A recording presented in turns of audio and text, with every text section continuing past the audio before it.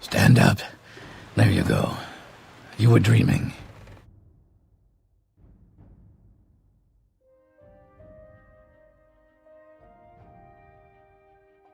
Two years ago, I started seeing memes about some goofy-looking guy, a villain, that most of you may know named Dagothur.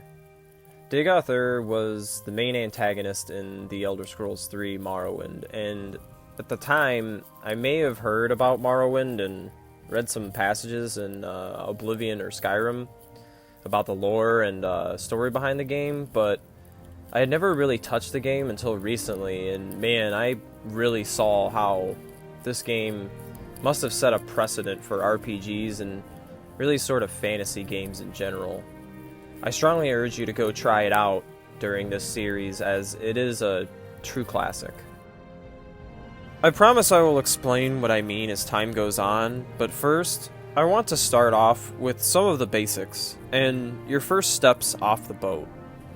You start with a monologue from Azura. If you've played Bethesda games before, you kind of know this trope, but something about Azura explaining your current situation and the general state of Tamriel at the beginning, as well as Jube in the background, really set this tone of wonderment and fantasy, like, what am I about to get into? Big surprise though, you're a prisoner in Imperial custody if you've ever played an Elder Scrolls game before. This is kind of a trend.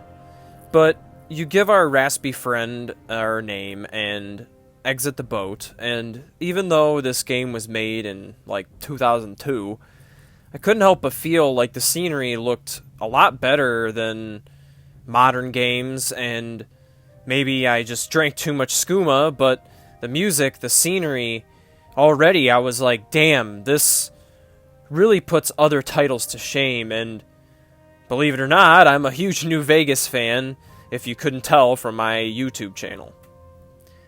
The character creator, albeit basic by today's standards, was honestly something I found more intricate than most games made at the time.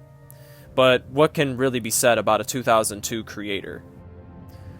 Same races as any other Elder Scrolls game, but I find the Dunmer and Redguard races to be the easiest to use. Immediately when setting up your class and talking to Socucius or Gala, you can tell that you're going to have to be reading and digesting a lot of information.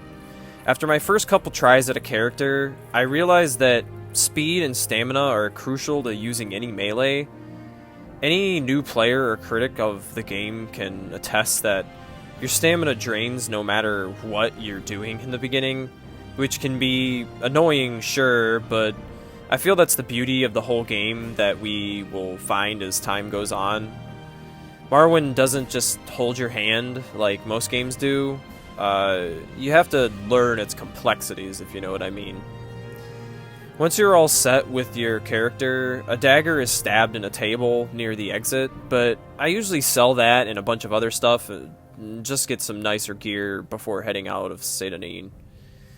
You talk to Celis Gravius, and although conversations aren't voiced in this game, he sure does have a lot of information to give you, as well as pretty much every NPC you interact with in Morrowind. He tells you what the Emperor has tasked you with, and now you must make your way to Balmora and inquire around about the Blades and Cosades. But before that, you're greeted with good old Seyda Neen, and none other than my man, Fargoth.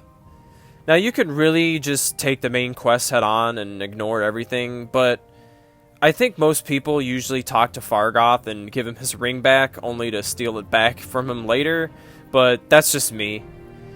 But even an ancillary character like Fargoth has what seems to be a deeper backstory. He tells the shop owner a riddle to give you a discount, which just opens up an even bigger can of worms if you ask a riddle for work, because Herskar Flatfoot above good old Auril has a task for you that involves robbing Fargoth. I usually do because, hey, you probably shouldn't hide your valuables in a tree stump and free stuff, but you do find out that Herskar has actually been tormenting the guy for a long time. kind of makes you rethink your actions within the first minutes of the game.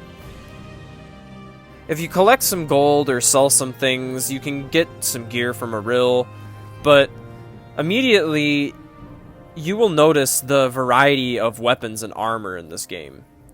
There's light, medium, and heavy armors.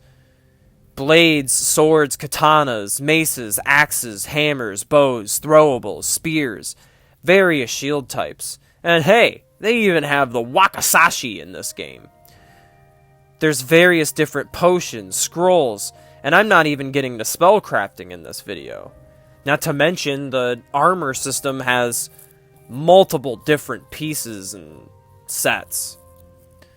But most of the veteran players probably just rush out of Seyda Neen and they go to Tariel and take his enchanted sword and his gear for free in the beginning. There's more in the surrounding area of Seyda Neen, but let's continue on. You will notice there are no quest markers or fast travel in the game other than using the Silt Striders, so when you make your way to Balmora, it can be overwhelming if you don't take the easy way out. I like taking the long journeys in this game, absorbing everything around me, but you will immediately find straying from the path may be a little more difficult than any other RPG you've played. Dungeon diving and such can sometimes be a gamble early game, as you are only level 1 and some enemies can be well over your level. I usually try to make my way to Caius at a brisk but reasonable pace. When I got into Balmora the first time, I'm sure most of you could agree that Balmora can be pretty overwhelming, especially if you've never played a game like this before. There's multiple different vendors for different purposes. Every guild that has ever been in Elder Scrolls can pretty much be accessed in every city, including this one. You're even starting to realize that every single character has a name and even a little backstory, which I guess makes me kind of understand why that same kind of character design doesn't really work anymore. When you have a game with hundreds of characters, it must be exhausting to create all that dialogue and information just for some forgettable background characters that serve no real purpose to the game. You mosey around town, eventually finding your way to the South Wall, asking questions, meeting people, and checking your very detailed journal to find Caius. And once you find him in all of his glory, he beats around the bush a little, but one dialogue option, and he coughs up the truth. If you love reading, this game is definitely for you, because you will spend 5 to 10 minutes reading everything each character has to say.